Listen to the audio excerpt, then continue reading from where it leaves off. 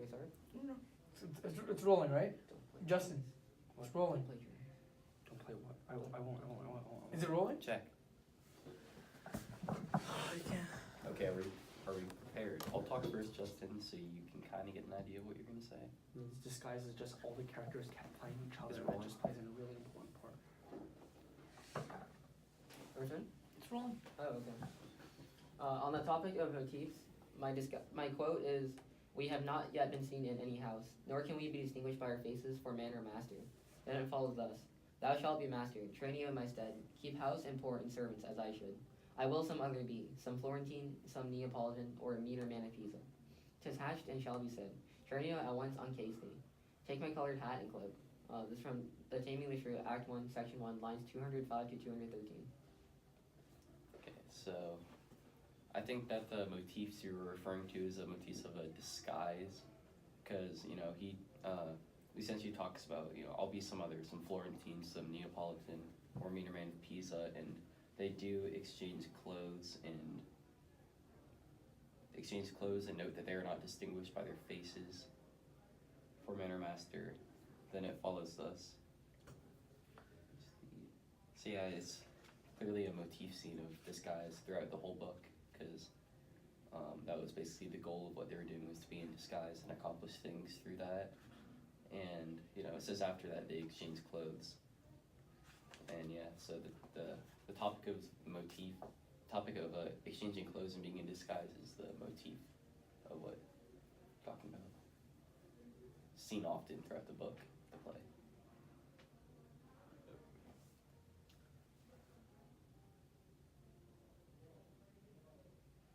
Okay, so I agree with the motif being disguise. Since in this, in the example you gave us, it shows that Tranio and Lucentio switch roles. No, I'm not switch roles. Tranio takes the role of Lucentio, while Lucentio becomes Bianca's Latin tutor. I'm pretty sure that's what he was in the play. And then there's another part of the book where this motif of disguise is displayed, is when I think it's Hortensio. Hortensio is Bianca's music tutor and teaches her how to play her instrument, and this shows how this is another example of how the motif of disguise is shown in the play, as I've read.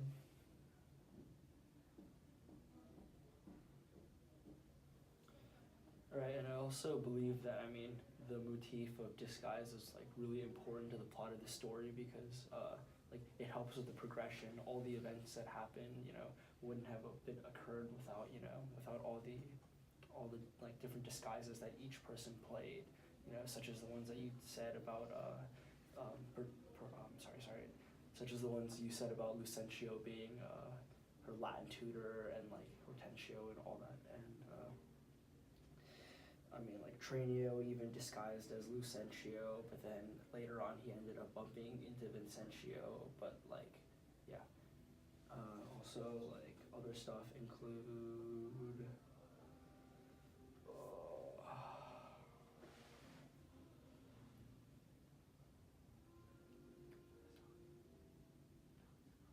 alright, yeah, but after they bump into them, after Tranio bumps into Vincentio, his true identity is discovered, and then and then. Okay, so yeah, you guys were definitely right. It is a motif of disguise. You guys basically summed up what I was gonna say. So I chose this quote because it's an example of how the motif of disguise is used in The Taming of the Shrew. It's very prevalent and seen throughout pretty much the entire text. And in the quote, Lucentio told his most trustworthy servant, who was Tranio, to take his place and to become Tranio, because Lucentio was originally sent to Padua by his father to study at the school. But when Lucentio was in Padua, he sees Bianca and he's like, I want to marry that girl.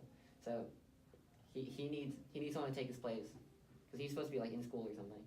So he tells Tranio to take his place, and so Tranio disguises himself as Lucentio when they switch clothes, and they switch roles.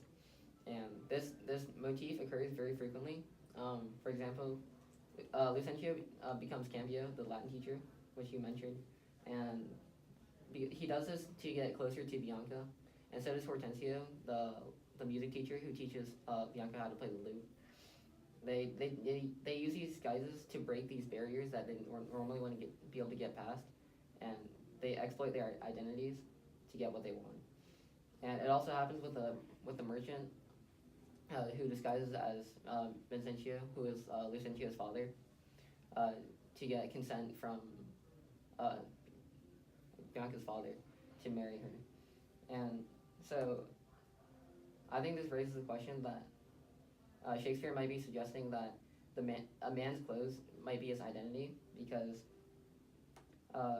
Lucentio and Trinio basically completely switch identities when they exchange clothes. Trinio becomes a master, and Trinio like controls Biondello, which is another one of Lucentio's servants. And the whole town believes that Trinio is a wealthy master and Lucentio is a Latin teacher. Like, everyone's convinced. And this is also seen in another instance, because in the induction, Sly, the poor beggar, he becomes a wealthy lord when the servants like dress him in fine clothing, when they like take him off the streets and take him inside. So Sly loses the life of like drinking the cheap beer and breaking the glasses in front of the hostess, but just by putting on like the fresh like new clothes,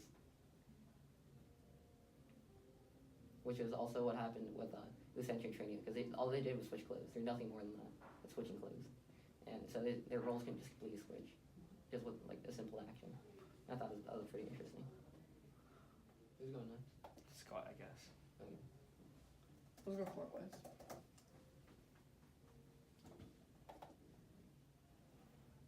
Clock goes this way, Tony. All right. Sorry. Goes to the left.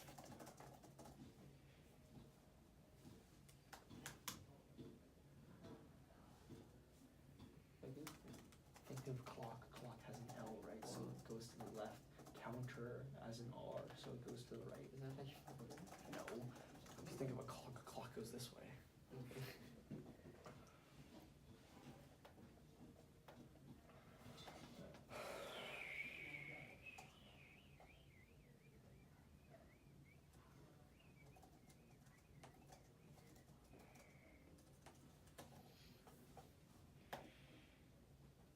So are you gonna be So- ready in like a minute? Okay. So what's your topic? Yeah, what's your topic? My topic is a theme. Themes? The book. Did you know what one specific? Huh? Which one specifically? What the theme is? Well, I'll read my passage and you guys decide. Okay. All right. Do you want me to go? Yeah. Yeah. All right. So in Act 1, Scene 2, this refers to when Petruchio has just arrived in Padua, and they're all sort of like telling him, "Hey, we need to." Wait. Female roles, just like men play like. Yeah. Fine, you talk about that. That's a good. Okay. That's a good point. Okay. Can I start? Go for it. All right. So on my topic of theme, my literary simple element of theme in Act 1, Scene 2, in the context of this is, well, when Petruchio has just arrived in Padua and all the other men he's around are like, "Oh, you should marry Catherine." So Petruchio responds with, "Signor Hortensio, twixt such friends as we, few words suffice, and therefore, if thou know, one rich enough to be Petruchio's wife, as wealth is burden of my wooing dance. Be she as foul as was Florentius' love, as old as Sibyl and as cursed and shrewd, as Socrates' Xanthippe, or a worse. She moves me not, or not removes at least, affection's edge in me.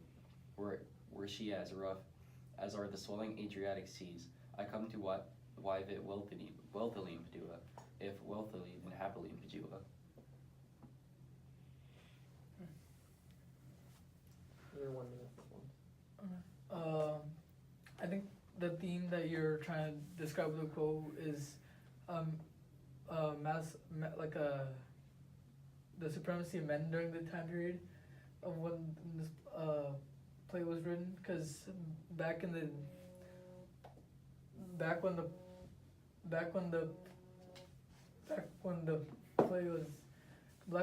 play was written, men in these kingdoms and like men in the world used to treat women like property and like as if they're like slaves or like maids. They never treat them with the respect they deserved, and like men had like the power, and men they had a say in what they wanted or a say what they had to do, while women just had to follow their commands as like they were like some dogs, who just obeyed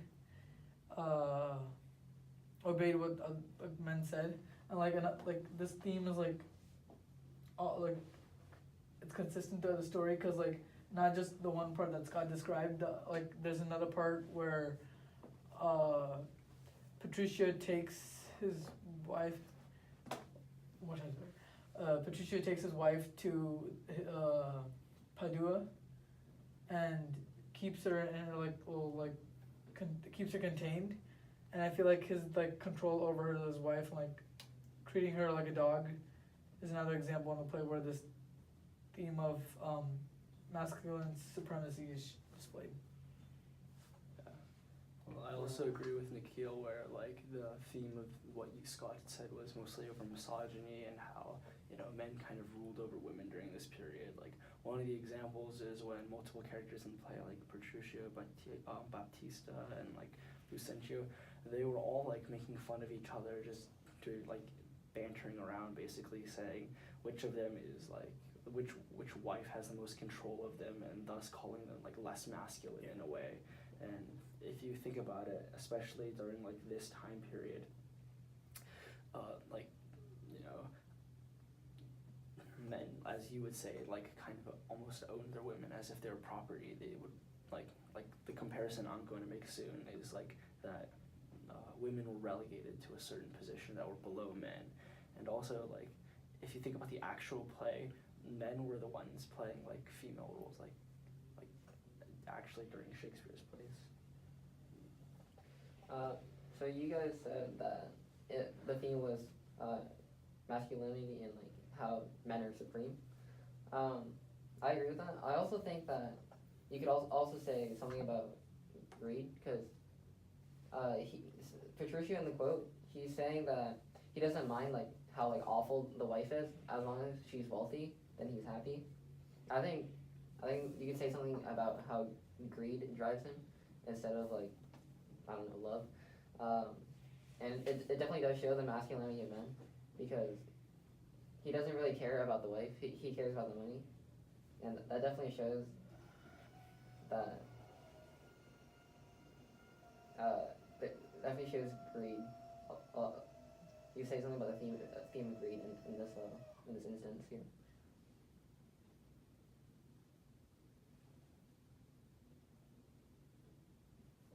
Should I start my Alright, so you guys are for the most part correct about the theme of, you know, male dominance, but it can also be concluded that as Petruchio tames Catherine, that it seems as you know, as he agrees to it, and he doesn't really get pressured into it, but all the other guys are talking about it and sort of hyping him up for it, and he's like, and it can be seen that the masculinity of men during this time was determined by the dominance he has over his wife, and it also just recalls the limited social roles that women have placed by their husband, such as Petruchio, and it is later seen that he, like, you know, sort of like abuses her and like tames her in that way, and verbally abuses her and starves her. And another way that not only Catherine but also Baptista is controlled by her father. Bianca is not allowed to marry anyone until her older sister Catherine has, and that shows the dominance that their father had over their own lives. Like they couldn't, you know, Bianca couldn't just marry whoever she wanted, and Catherine was sort of influenced to make that decision before Bianca. And Petruchio's masculinity may have been reflected by how well he could tame a shrew like Catherine. So the overall theme of this, the play, one of them at least, is that male dominance during this time was often influenced by, you know, the control he had over his wife, his ability to tame her. So, yeah.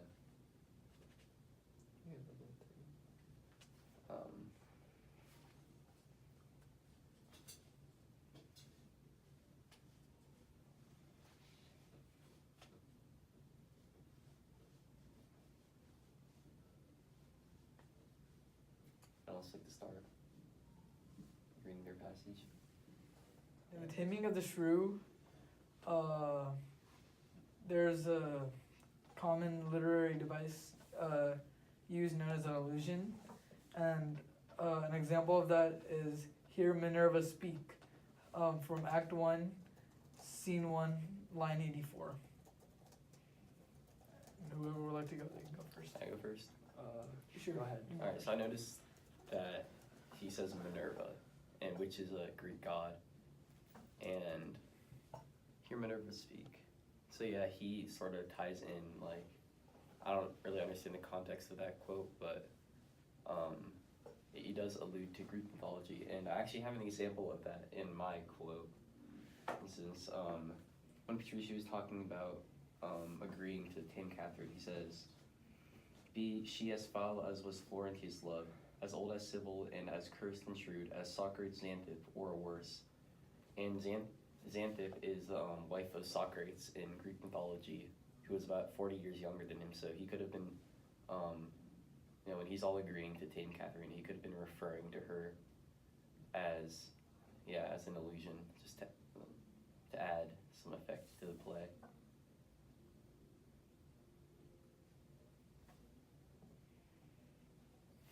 Yeah, and I also wanted to tie in some like AP World History context into this thing. We know that Shakespeare was born into the Renaissance period, right? He was still alive when the plague was happening, and after that was over, most of Europe's population was gone. So then they started believing in humanism. They started tying in Greek and Roman arts. The arts flourished because of this, and because of that. And also, you can come back to his schooling, when he schooled at a young age, most likely learned Latin, for example, and this had an influence on the arts he made and the illusions that he wrote in this book, in this play.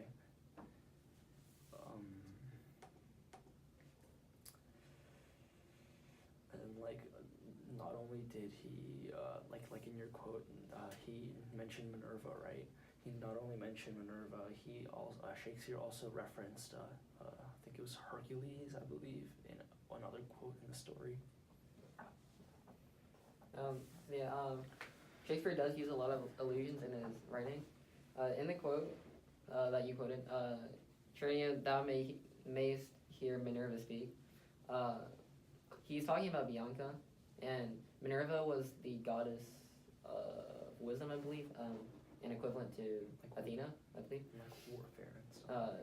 So she was the goddess of wisdom, and Bianca spoke, and then Lucentio is like, hey, you can hear the goddess of wisdom speak, because he's complimenting Bianca, and Shakespeare uses a lot of these illusions to add deeper meaning, and it's almost like it's like a metaphor, and he uses a lot of these in his text. He also uses the Hercules one in this play as well.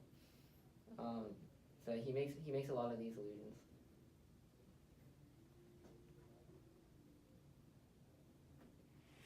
Okay, you guys are all you guys got all parts of it, and I'm about to put it together. So, the quote "Hear Minerva speak," is when Lucentio tells Tranio, when he responds to Bianca.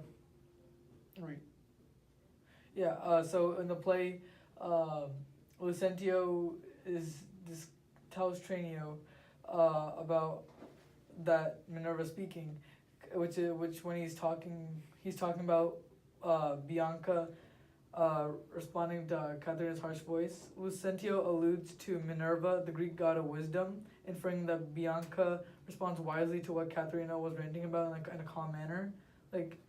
Bianca responds in a casual manner instead of blurting out or throwing fists at Katharina for what she said to her sister. And there's lots of allusions used in Shakespeare's writing, especially to Greek mythology. Another one would be in Act 2, where Petruchio foreshadows with an allusion saying that for patience she will prove a second Grizzle. Here he talks about how the Roman emperor had treated his wife by chaining her up and teaching her patience and obedience, which foreshadows to the treatment of Katharina. So these allusions used by Shakespeare I think I'm pretty sure he gets them from like what Justin said earlier, when he was like younger in his childhood, like his schooling when he went to school, he learned a lot about Greek mythology because like Greek mythology had like a large influence in education back then.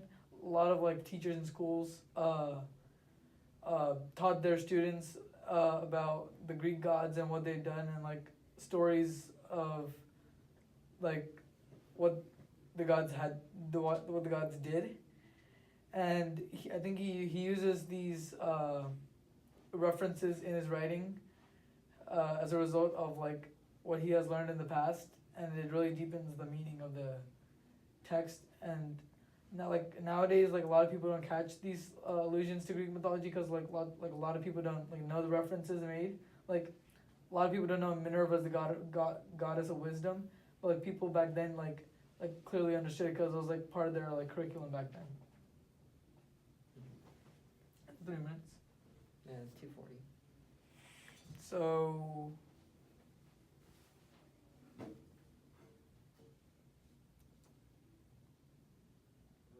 and although you don't have much context, the quote says, when Petruchio refers to Catherine as, quote unquote, my goods, my chattels, she is my house, my household stuff, my field, my barn, my horse, my axe, my ass, my anything. And this was in Act 3, Scene 2, lines 235 to lines 238.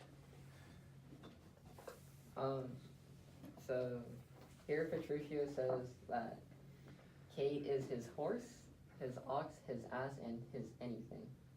So those are animals. I think it's pretty clear here. The symbols he uses they're all animals. The horse, the ox, and the ass. Those are all like different animals. The title of the play is The Taming of the Shrew. So obviously animals have significant like meaning inside the play. And a lot of people say that Kate is like shrewish, which means like she's like an ill-tempered woman, and a shrew is also like it's like a rodent or something. It's like a mouse, and so the symbols of animals are like really common in this play, and they occur pretty frequently throughout the play, especially when they refer to Kate as Kate the Shrew. So I think not only the meaning of the animals as delegating characters to different hierarchies, sort of, you know, as a shrew being down here and a man acting as if he's above. And I also think that a reason for referring to women as like shrews or my ass, my ox, my horse, it's sort of like a control thing, because farmers, you know, control their animals, have them all tamed and own them. Sort of refers back to what I said, Nikhil said about sort of how that time period influenced their ideas of misogyny and women, the role of women. So yeah, and also shrew, like Tony said, refers to a rodent, something like undesirable. And when a woman is called shrewd, it's sort of like she's like undesirable, ill-tempered. It's something that, you know, you don't want. Unlike a horse, maybe you would want to have control of that. You know, it could be useful to you.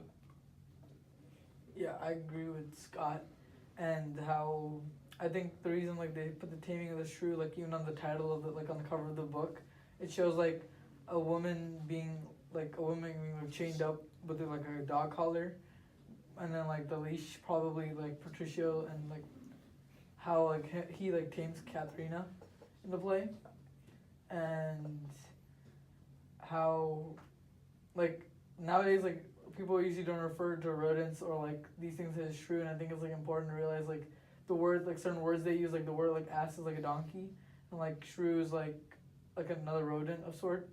I feel like the word like the animals he used as symbols has to do with like the animals like that they like used back then as a primary source of food or like transportation or stuff.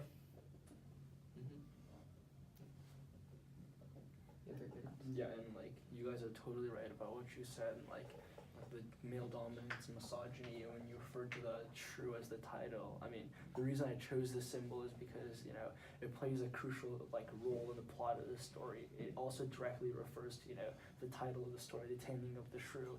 It's also just referring to how the use of animal symbolism and imagery to describe a person through like metaphors can be like relegating in some ways, as I said previously. It's just like making them sort of almost worthless as a human. Like, I mean, comparing the traits of animals to like that of humans, in the case of this play, allows, you know, Shakespeare to give his audience a clear image of what he, you know, of what he wants being portrayed of each character, you know, and then like he doesn't only use metaphors, not like, you know, symbolism by way of animals can be used like, you know, in like a derogatory manner to make them like have less value. And along with this, like some like examples within the play, metaphors and symbolism with animals were used to make puns, which like illuminated the true intention of this comedy, because, you know, the book is a comedy. Like specific examples of using like using animal imagery to make one look bad was when Catherine was described as beastly, and when like falcon, when the word falcon was used when Petruchio groomed Catherine into an obedient spouse, and this just illustrates his dominance in their relationship.